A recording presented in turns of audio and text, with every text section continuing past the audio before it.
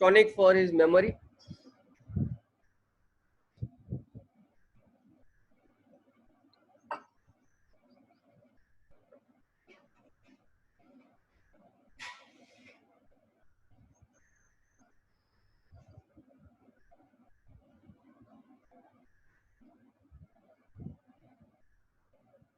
So last class में हम लोग सॉल्युबिलिटी पढ़ रहे थे ना.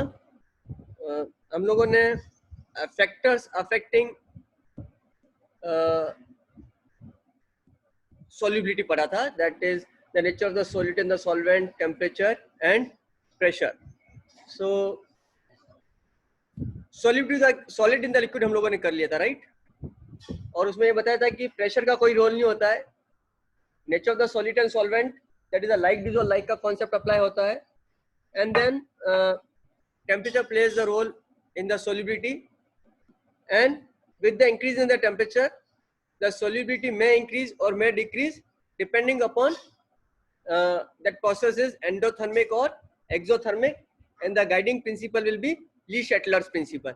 ली-शेटलर्स प्रिंसिपल हमारे को बताएगा कि एक्सोथर्मिक प्रोसेस या एंडोथर्मिक प्रोसेस में टेम्परेचर इंक्रीज होने के साथ सोल्युबिलिटी इंक्रीज होगी या डिक्रीज होगी. Is this clear to everyone?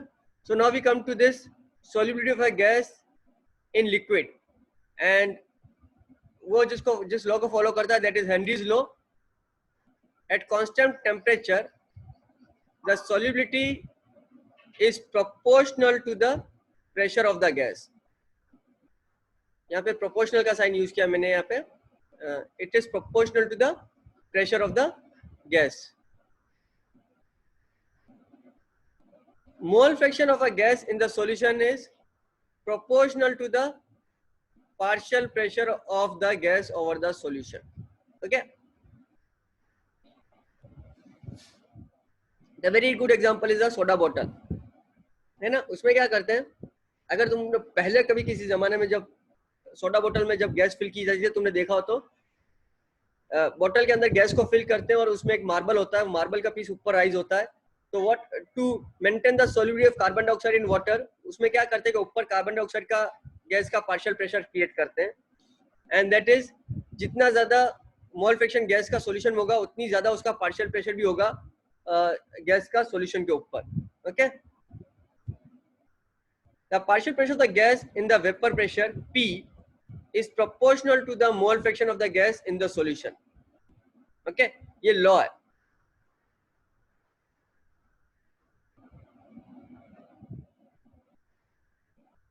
इसने ऐसा लिखा है, मैं ये बोलूंगा कि किसी भी लिक्विड के ऊपर जिस गैस का जितना पार्शियल प्रेशर होगा उतनी ही वो गैस लिक्विड के अंदर सोल्यूबल होगी, मतलब उतना ही उसका मोल फ्रैक्शन होगा सॉल्यूशन के अंदर. लेट्स से कि अगर अपन एक कंटेनर लिया है, close container only for the purpose, और उस क्लोज कंटेनर एक लिक्विड है और ऊपर एयर में 4-5 गैसेज है, तो हर गैस का जितना पार्शियल प्रेशर ऊपर होगा उसके करस्पॉन्डिंग उतना ही मोल फ्रैक्शन उस गैस का उस लिक्विड में डिसॉल्व स्टेट में होगा, डिपेंडिंग अपॉन कि सब कुछ एक जैसा है. Okay, so Henry's law is that partial pressure is proportional to the mole fraction of the gas in the solution. Pressure partial or vapor pressure of the gas above the solution is proportional to the mole fraction of the gas in the solution. And here Kh is the Henry's law constant. And this is how we keep on increasing the partial pressure of the gas or the vapor pressure of the gas or whatever above the solution. The mole fraction of the gas in the solution will keep on increasing. Okay, clear है? तो जितना ऊपर pressure बढ़ाते जाओगे mole fraction उतना solution के अंदर उस गैस का बढ़ता जाएगा. एनी डाउट और anything which are not able to understand here? सबको क्लियर है मैंने क्या बोला है? चलें आगे.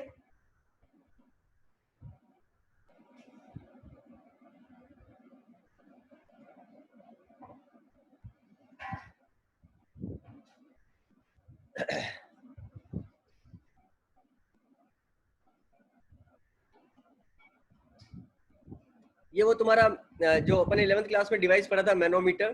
This is a device.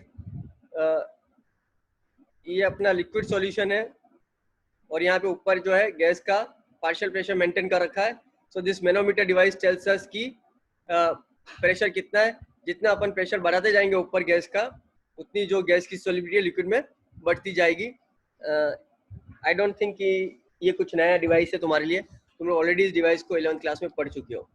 Okay, now what is vapour pressure? That is very interesting. The pressure exerted by the vapors over the liquid surface at equilibrium is called vapor pressure of the liquid.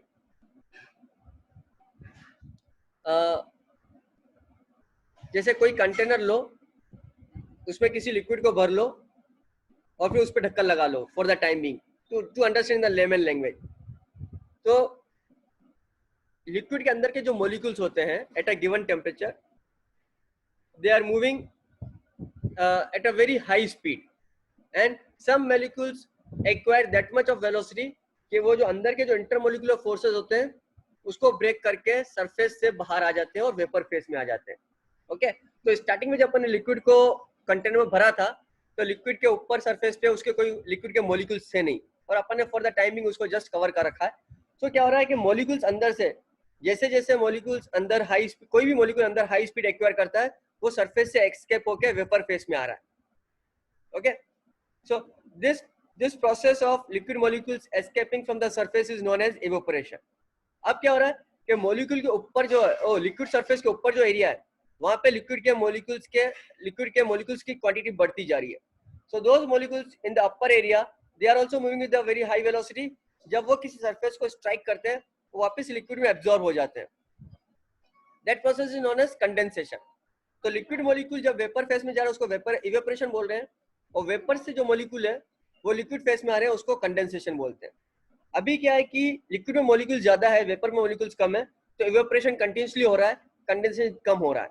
जैसे जैसे vapour phase में molecule बढ़ते जाएंगे condensation भी बढ़ता जाएगा. एक condition ऐसी आएगी when the evaporation from the liquid phase and the condensation from the vapour face will become equal, then we call this as an equilibrium situation. Okay, so उस स्टेट में जो लिक्विड के मॉलिक्यूल्स ऊपर vapour phase में है और जो pressure exert करते हैं उसको वेपर प्रेशर बोलते हैं. Is this clear to everyone? Is this clear to everyone? Mustafa? Yes sir. Okay. अब मैं उल्टी डेफिनेशन देता हूँ. ज्यादातर बुक यही डिफाइन करती है कि ऊपर से जो मॉलिक्यूल जो प्रेशर लगाते हैं वेपर फेस में उसको वेपर प्रेशर बोलते हैं. मैं उल्टा बोलूंगा, मैं बोलूंगा लिक्विड में जो मॉलिक्यूल्स हैं जो वेपर फेस में जाने के लिए जो प्रेशर लगा रहे हैं अंदर से, उसको भी वेपर प्रेशर बोला जा सकता है. ओके, सो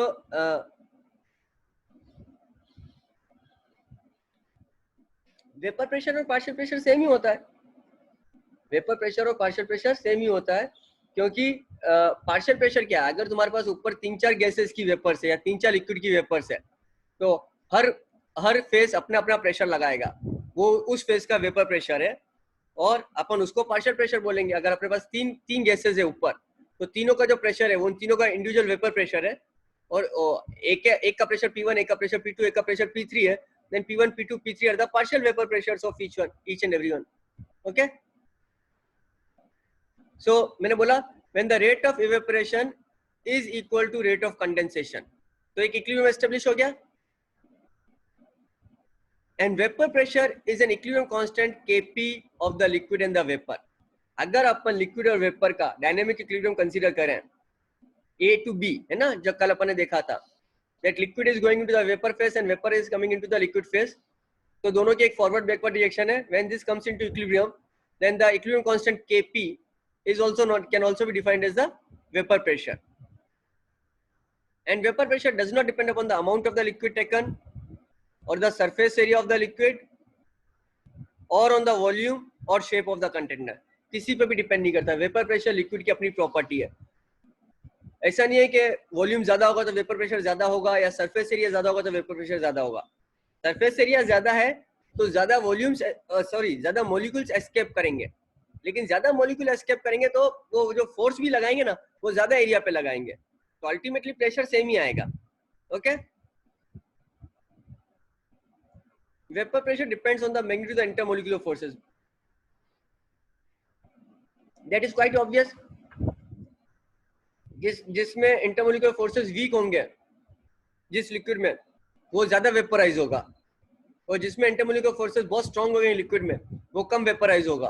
तो जो ज्यादा वेपराइज होगा उसका वेपर प्रेशर हमेशा ज्यादा होगा, और जो कम वेपराइज होगा उसका वेपर प्रेशर हमेशा कम होगा.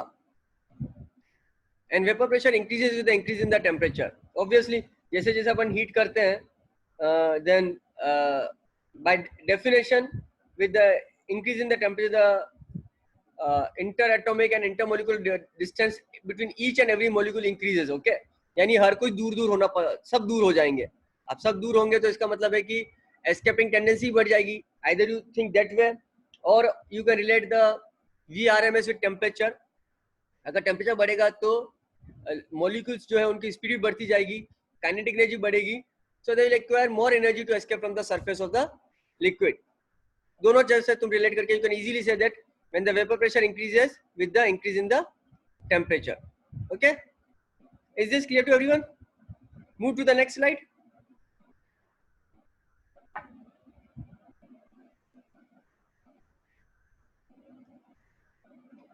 तो previous slide अपन ने डिस्कस किया था vapour pressure of the gas in the liquid. Okay, जो कि हेनरीज लॉ से अपन ने डिस्कस किया था. Now we come to basically solution of liquid in liquid. So vapor pressure of solutions of solid in liquid. अभी vapor pressure of gas in liquid पढ़ लिया, अब solid in liquid. solid तो कभी भी vaporize होगा नहीं, vaporize तो liquid होता है. so if you dissolve some solid in the liquid, तो liquid का vapor pressure का क्या होगा, increase होगा कि decrease होगा. सपोज कर लो एक प्योर लिक्विड ले लिया अपन ने जिसका वेपर प्रेशर P0 है. अब उस लिक्विड में अगर अपन कुछ सॉलिड को डिसॉल्व कर लेते हैं, एनीथिंग, एनी सॉलिड, तो उस लिक्विड का वेपर प्रेशर इंक्रीज हो जाएगा या डिक्रीज हो जाएगा? डिक्रीज हो जाएगा.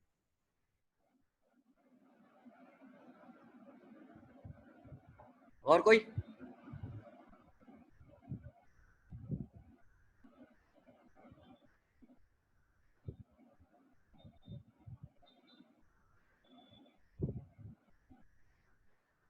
बाकी को नहीं मालूम?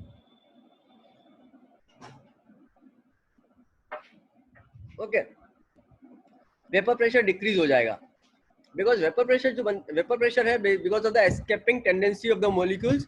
और मॉलिक्यूल्स कहां से एस्केप कर रहे हैं? सरफेस से एस्केप कर रहे हैं.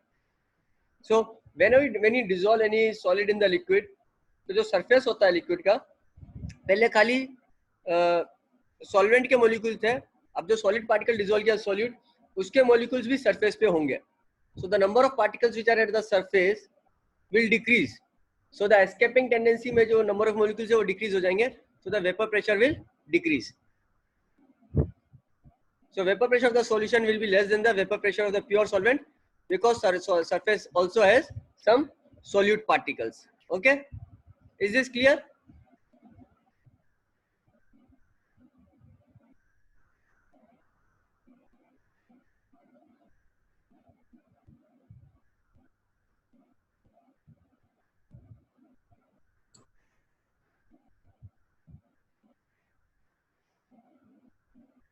Okay, so we move to the next topic. Vapor pressure of solutions of liquid in liquid. जैसे गैस इन लिक्विड जो है ना, वो उसके लिए जो लॉ था हेनरीज लॉ था. लिक्विड इन लिक्विड के लिए जो लॉ है वो राउल्स लॉ है. अपन ने क्या है, एक लिक्विड में दूसरे लिक्विड को मिक्स कर दिया. Okay, so let's say that Na and Nb are the number of moles in the solution, है ना. अगर दो लिक्विड है A and B,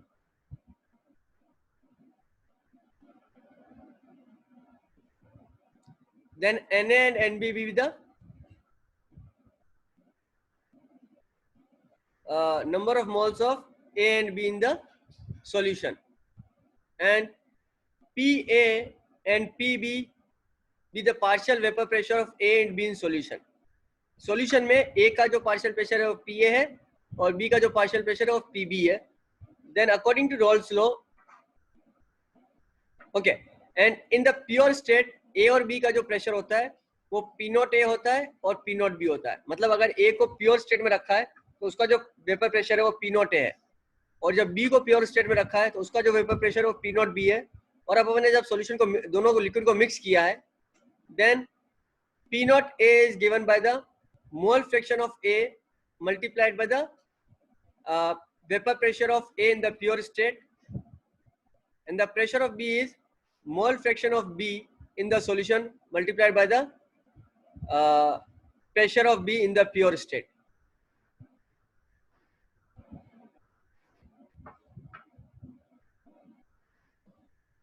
ऐसा कुछ तुम लोगों ने 11th क्लास में पढ़ा था, सकीना?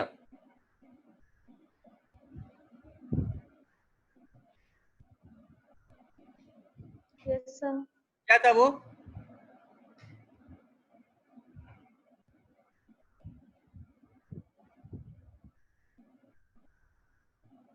समीना?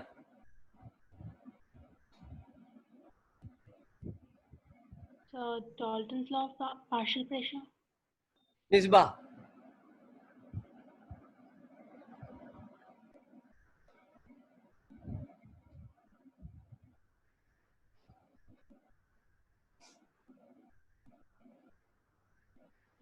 मिसबा?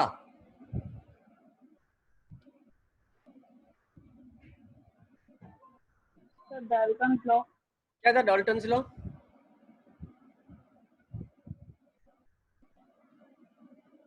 क्या था Dalton's law? Total pressure is equal दो गैसेस का अगर उसका लेंगे तो PA plus PB. नहीं नहीं नहीं.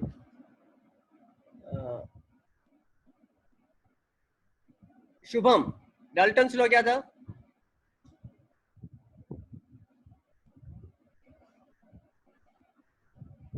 The total pressure exerted by a mixture of gas is equal to the partial pressure of two gases, sum of partial pressure of gases. ठीक है. वो पार्शियल प्रेशर कैसे डिफाइन हो रहा था? राउल्स लॉ से कनेक्ट करना चाहता हूं मैं उसको, तो मेरे को कुछ वो रिलेशनशिप चाहिए. Can someone speak the language which I want to hear? Sir, if the gas is individually enclosed in a container, the pressure it exerts in that case नहीं, is the partial pressure. no, मेरे को ये language नहीं आती, मेरे को कोई दूसरी लैंग्वेज सुननी है जो मैं सुनना चाहता हूँ. और किसी के पास कुछ, मतलब I want you to compare it with Raoult's law and then give me some comparison के मैं राउल्स लॉ को डाल्टन्स लॉ से कैसे कंपेयर करना चाहता हूँ.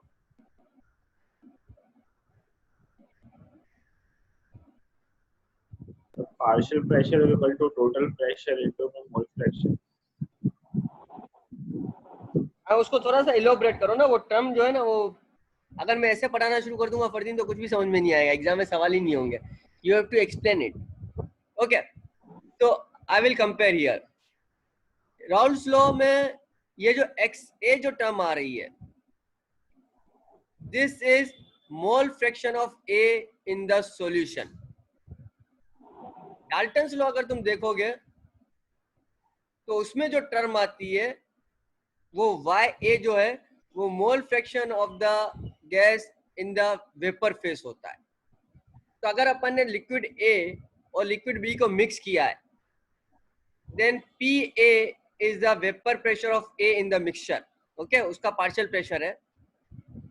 तो पार्शियल प्रेशर को दो तरीके से, either you look at the mole fraction of A in the solution और you look the mole fraction of A in the vapour face.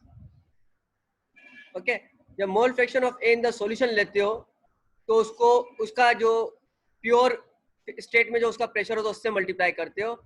And if you look at the mole fraction of A in the vapour face, तो जो total pressure है उससे multiply करते हो। I think definition सबको याद थी। अब सब लोग कंपेयर कर पा रहे हैं राउल्स लॉ और डाल्टन्स लॉ को? Is this clear comparison to everyone? कि राउल्स लॉ में अपन क्या इंडिविजुअल प्रेशर निकालते हैं, उसमें अपन क्या करते हैं mole fraction in the solution लेते हैं और फिर उसको उसके प्योर स्टेट के प्रेशर से मल्टीप्लाई करते हैं।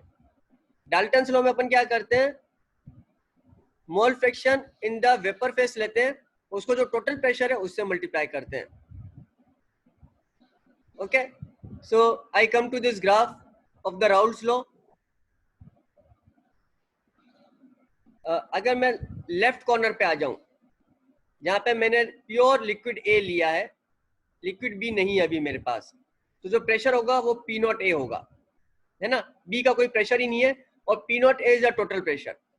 और अगर मैं एक्सट्रीम राइट पे आ जाऊं तो यहाँ पे मेरे पास सिर्फ लिक्विड बी है, लिक्विड ए नहीं है, तो अभी जो प्रेशर होगा टोटल वो प्योर पी नॉट बी होगा, pressure because of B.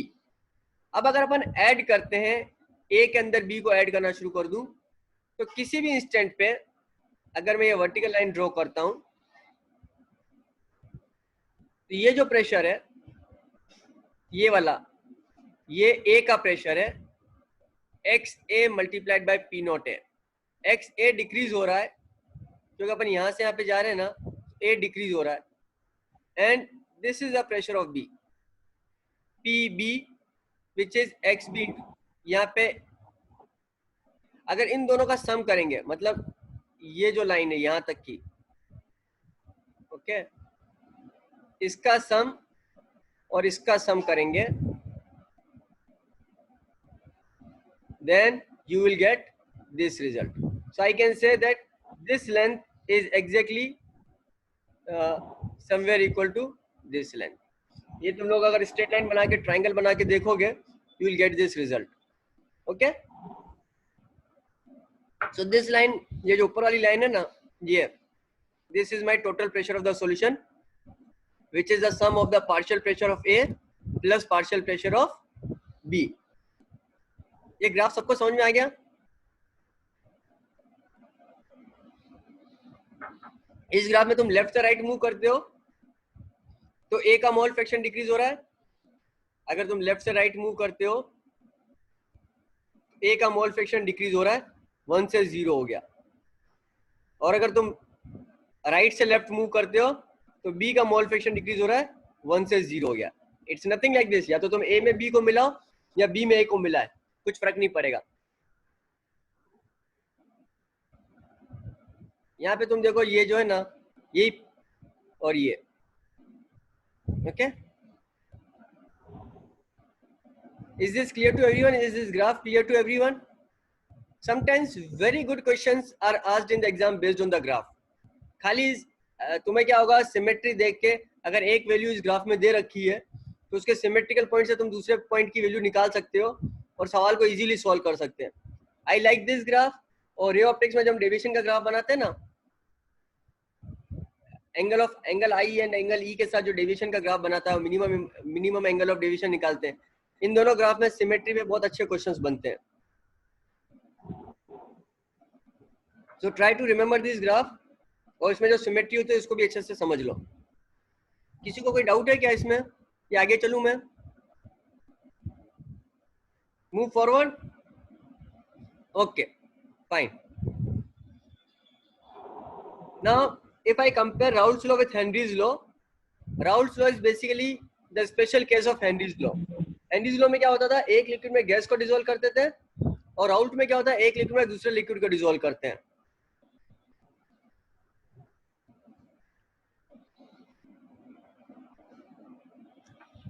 Raoult's law में P is equal to P1 not और P नॉट इंटू एक्स। जिस भी लिक्विड की बात कर रहे हैं उसका pressure in the pure state multiply by mole fraction. और हेनरीज लॉ की बात करें then P is equal to mole fraction of the gas into the liquid. यहाँ पे mole fraction of the liquid है, यहाँ पे mole fraction of the gas है। So if you compare these two laws, partial pressure of the volatile component, liquid के case में volatile component की बात करें, लिक्विड 1 इन लिक्विड 2 और गैस दोनों में से is directly proportional to the mole fraction. दोनों जो है किसके प्रोपोर्शनल है? मोल फ्रैक्शन के प्रोपोर्शनल है सॉल्यूशन में। लिक्विड के केस में मोल फ्रैक्शन आ रहा है, गैस के केस में मोल फ्रैक्शन आ रहा है। डिफरेंस किस में आ रहा है? प्रोपोर्शनलिटी कांस्टेंट में।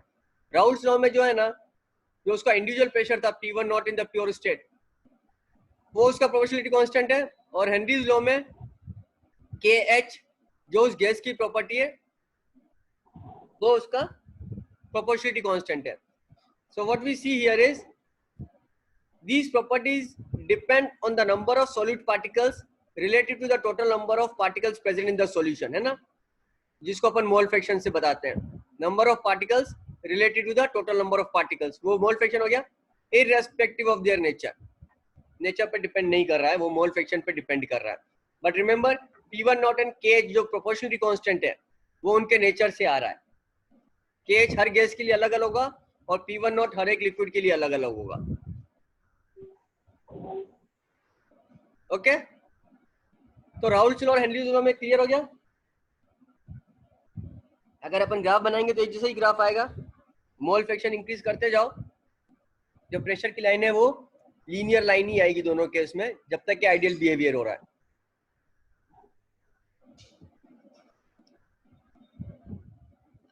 I will quickly revise this slide. हम नेक्स्ट क्लास में वापस इसी स्लाइड से शुरू करेंगे, आइडियल सॉल्यूशन से। obeys Rolle's law over the entire range of concentration। जरूरी नहीं है कि रोल्स लॉ हमेशा ओबे हो, अगर रोल्स लॉ ओबे नहीं होगा तो अपन उसको नॉन आइडियल सॉल्यूशन बोलेंगे। आइडियल सॉल्यूशन कब बनता है? जब दो लिक्विड जो अपन मिक्स कर रहे हैं वो एक जैसे हो नेचर में। अगर एक जैसे है नेचर में, then the intermolecular forces between solute and solute, solvent and solvent and solute and solvent equal, है ना। सोल्यूट सोल्यूट का जो इंटरेक्टिव फोर्स का जो मैग्नीट्यूड और नेचर है वो सोल्यूट सॉल्वेंट के बराबर होगा। सिमिलरली सॉल्वेंट सॉल्वेंट का जो नेचर है इंटरेक्शन का फोर्स का, वो सोल्यूट सॉल्वेंट के जैसा होगा। तो जो सॉल्वेंट बने सॉल्यूशन बनेगा वो आइडियल सॉल्यूशन होगा। यानी सोल्यूट का मॉलिक्यूल सोल्यूट के दूसरे मॉलिक्यूल जिस फोर्स से अट्रैक्ट करता है, उसी फोर्स से सोल्यूट का मॉलिक्यूल सॉल्वेंट के मॉलिक्यूल को भी अट्रैक्ट करेगा। उसी से सॉल्वेंट का मॉलिक्यूल जिस फोर्स से सॉल्वेंट के मॉलिक्यूल अट्रैक्ट करता है, उसी तरह से वो सोल्यूट के मॉलिक्यूल को भी अट्रैक्ट करेगा। Some examples of ideal solution given in your NCERT book are N-hexane and N-heptane, bromoethane and chloroethane, benzene and toluene. Okay, so I'll over the class here only. We'll continue in the next class. इसी slide से वापस से continue करेंगे।